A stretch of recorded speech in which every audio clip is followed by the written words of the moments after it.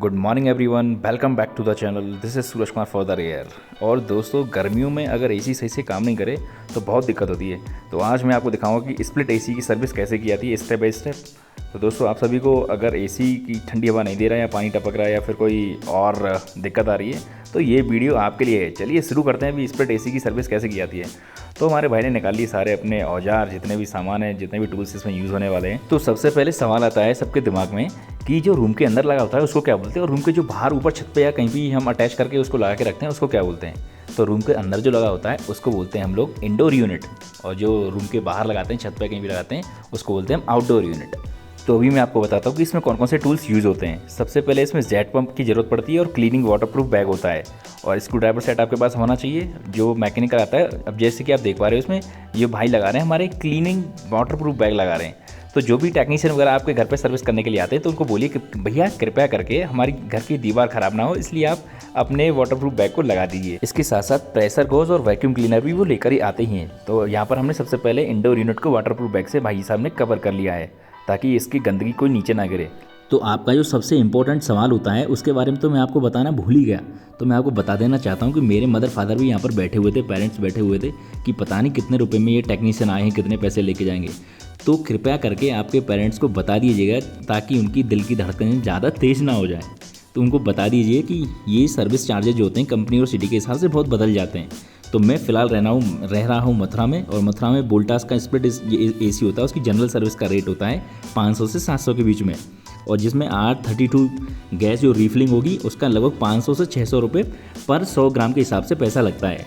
आगे का दृश्य कुछ इस प्रकार से है, अपने कानों में कुछ लगा लीजिएगा वरना आप बोलोगे कि मेरे तो कान से पर्दे ही फाड़ दिए।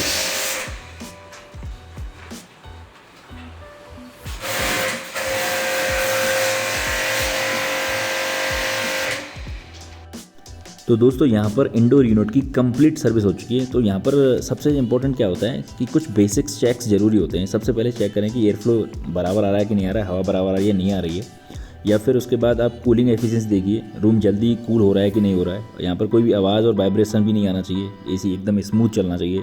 ये सब चीज़ें तुम्हें चेक करना बहुत ज़रूरी है। फिल्टर्स और कॉइल साफ बिल्कुल हो गए कि नहीं हो गए, ड्रेनेज लाइन से पानी ईजिली बाहर आ रहा है कि नहीं आ रहा है। अगर ये सब ठीक है तो सर्विस इसका मतलब सक्सेसफुल मानी जाएगी। और रेगुलर सर्विस से होता क्या है कि एसी की कूलिंग बेटर होती है और उसमें इलेक्ट्रिसिटी बिल भी कम आता है। ये बहुत ज़्यादा इंपॉर्टेंट चीज़ होती है जो कि आप लोगों को ये चीज़ें कंप्लीट होने के बाद चेक करना ज़रूरी होता है। तो दोस्तों, इंडोर यूनिट की सर्विस यहाँ कंप्लीट होती है, लेकिन अभी आधा काम बाकी है। अब बारी है आउटडोर यूनिट की सर्विस की, जो एसी की पूरी परफॉर्मेंस के लिए बहुत ज़रूरी होता है। तो चलिए आपको मैं लेके चलता हूँ ऊपर। यहाँ पे बारिश हो गई थी तो मैंने भाई लोगों से बोला कि बारिश बंद होने का वेट कर लेते हैं, लेकिन उन्होंने बोला कि नहीं, आज बारिश का भी मजा ले लेते हैं थोड़ा बहुत।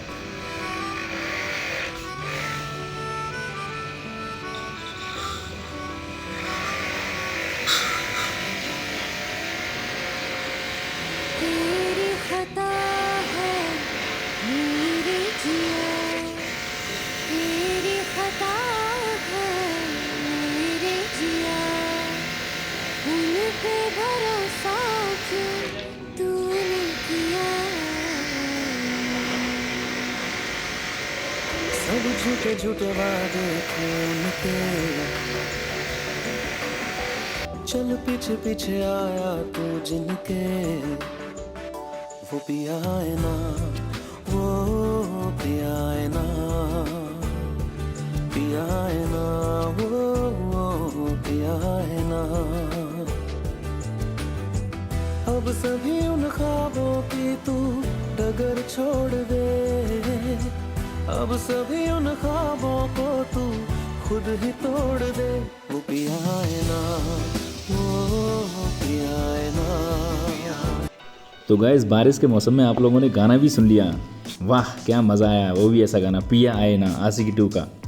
तो पिया तो आएगा नहीं आएगा, लेकिन बिजली का बिल जरूर आएगा आप लोगों का। एसी की सर्विस आप बिल्कुल टाइम से करा लीजिएगा।